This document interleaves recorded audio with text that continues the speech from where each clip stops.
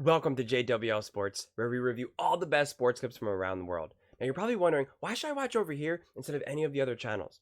That's because over here, we actually care about what you have to say. I read every single comment. So if you think what I'm saying is the most ridiculous thing you've ever heard, let me know in the comments below. If you think what I'm saying is the most amazing thing, then definitely please let me know. Either way, let's get into some discussions, let's get into some fights, but ultimately, let's just have some fun. And please do consider subscribing. We are building an amazing community here, and it's turning into something truly, truly special. I want to build something that we all genuinely feel connected to, something that we're really excited to be part of, and I think we're well on our way to doing it. So without further ado, let's get to it. We're watching a clip of First Things First, where the Commanders have hired Dan Quinn, and kind of like how is this going to affect the Cowboys? I think this is going to affect the Cowboys big time. You can't lose a coordinator like Dan Quinn. I know Dan Quinn hasn't had maybe the most success as a head coach, but he is obviously a great defensive coordinator. And so just losing him there is going to be a big deal. And I think also the Cowboys will have a tough time getting another great big defensive coordinator, especially because people kind of see Mike McCarthy as on his final leg and, potentially being on his way out. And no good defensive coordinator wants to do that, and they don't want to look bad. So a good, great up-and-coming defensive coordinator or an established defensive coordinator wants to be with a coach who they know is going to be there for a while or a lot longer, where they can establish their defense and establish, their roots there a bit. People don't like to just uproot their lives. And because, again, if you take a job with the Cowboys and Mike McCarthy gets fired, then you're gone too. And no one wants that, no one wants that. Whether you're established or new and up-and-coming, that's just not what anyone wants. So I think the Cowboys, it's going to be tough to really do that. So I think it's going to hurt them big time, and I think the Cowboys will take a step back without a doubt. After 3 years at the helm of the Cowboys defense, which was consistently one of the best units in the league last 2 years, top 5 scoring defense, number 1 pressure rate, and thrived on defensive touchdowns. Brew, Coach Mangini is here, but Brew, we'll start with you. How much will the Cowboys miss Dan Quinn? Well, Quinn was great. I mean, remember what the defense was like before he got there? Yep. It was terrible. Mike Nolan was the DC. They were like near the bottom of the league. Quinn turns around immediately, but they might hire, one of the favorites is Joe Witt Jr., who's been on their staff with Quinn. So he was in Atlanta with Mike Quinn, then went to Dallas. Dan Quinn. Yep. Then went to Dallas with Quinn a few years ago. So if it's him, I like the continuity. They won't change up much. Nolan had them running a defense that wasn't even built for their personnel.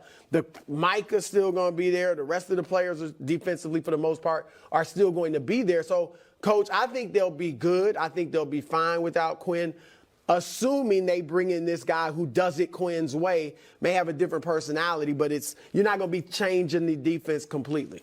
Well, the personality is a big component of it, and I think they're going to miss him a lot. And being a former head coach, you can turn that side of the ball over. So that frees up Mike McCarthy to really focus on the offense. And Dan was able to handle problems. Dan was able to relate to guys in different ways, to rally the troops in different ways. He was my defensive line coach in New York. And the thing that I always loved about him is that I didn't ever have to address things with his unit.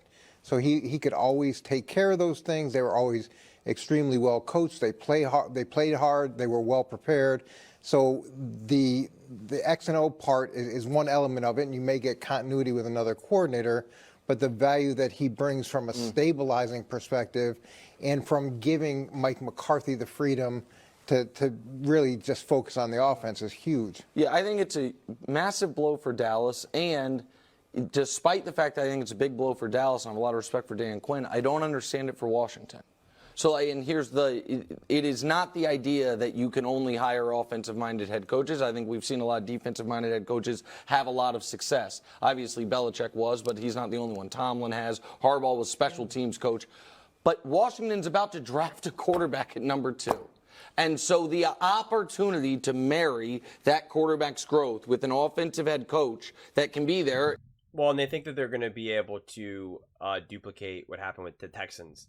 But the truth is that C.J. Stroud is obviously turning into a very special quarterback, which is, you never know, right? The success rate of drafting a quarterback is a lot lower than people think. I think it's something like 30 or 40% or maybe lower. I forget exactly the odds, but it's not high. So there was no guarantee, even though, no matter what people want to believe, there's no guarantee that CJ Stroud was going to be great. And also, we still have to wait and see how CJ Stroud continues to play. He had a great first season, undeniably, but you never know. There's plenty of players that have great first seasons, great couple seasons, and then take some pretty big steps back.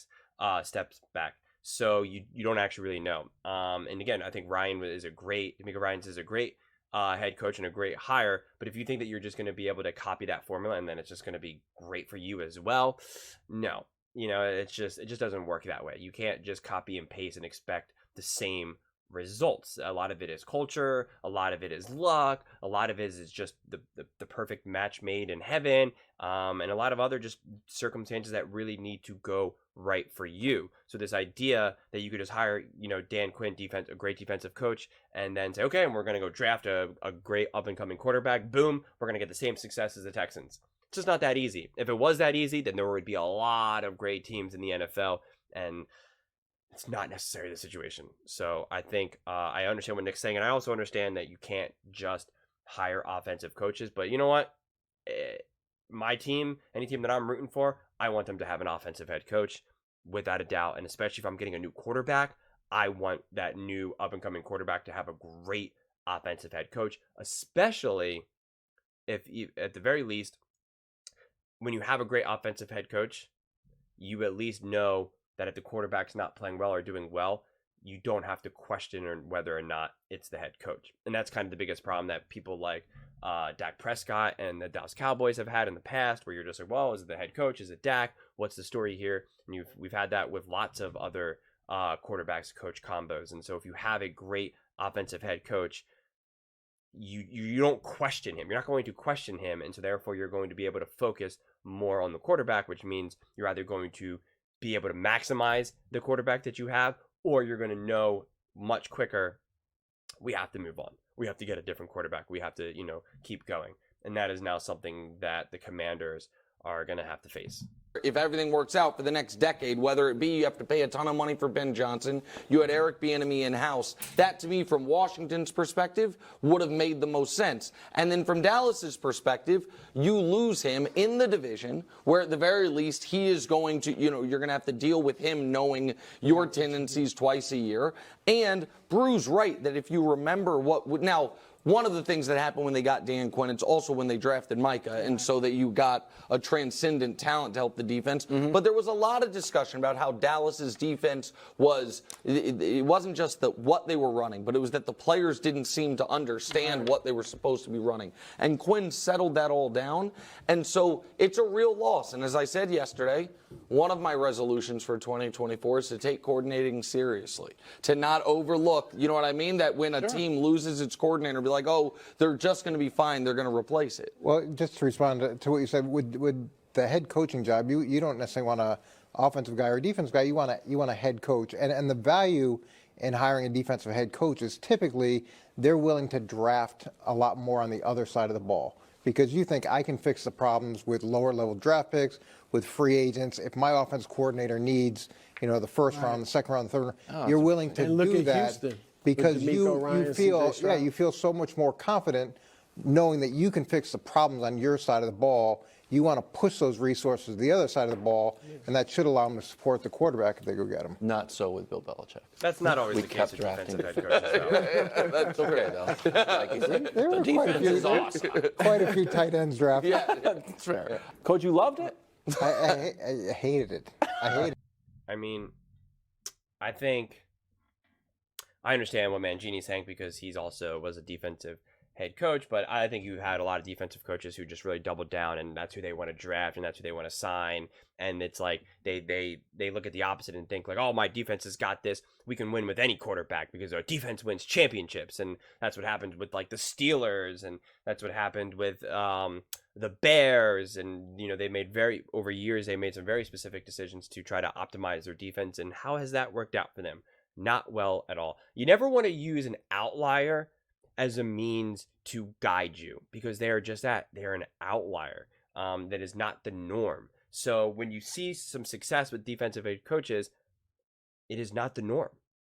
And again, which is why you can't expect that you're going to have the same results as, say, the Texans, which probably are the best example of this right now. But if you look at the playoffs as a whole and the past few seasons, it has just been absolutely dominated by offensive head coaches, or at the very least, these brilliant offensive coordinators who then go on to become offensive head coaches, like the Shanahans, the Shane Steichens,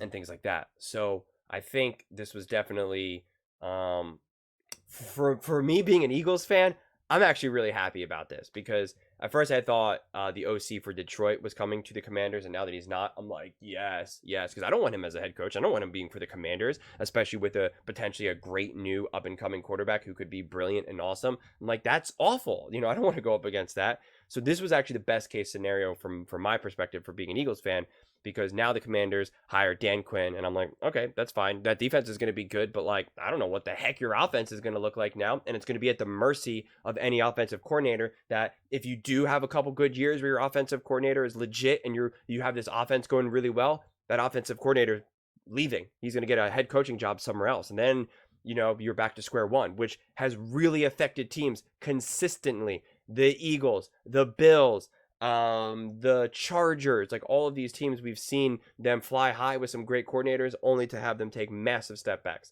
And then also now the Cowboys lose a really amazing defensive coordinator in Dan Quinn. So again, from an Eagles perspective, this is great, because it seems like the Commanders took a slight step forward, probably a pretty big step forward, just because I think Dan Quinn will do better. But just nowhere near as gigantic of a win as it could have been. And same thing with the Cowboys. I think the Cowboys can only take a step back than from what they did this season. And the Giants are just going to do what the Giants do. So I'm pretty excited for next season, but we got a long ways to go for that one. But what do you all think? Do you think this was a good hire for the Commanders? And do you think the Cowboys are going to take a step back? How much do you think they're going to miss him? Please let me know in the comments below. Would absolutely love to hear your thoughts on this one. So please let me know them. Please don't forget to subscribe. As I said, we are building an amazing community here, and I would absolutely love to see you're part of it. And please give this video a thumbs up, as it really helps with the visibility and the algorithm. Thank you so much, and see you next time.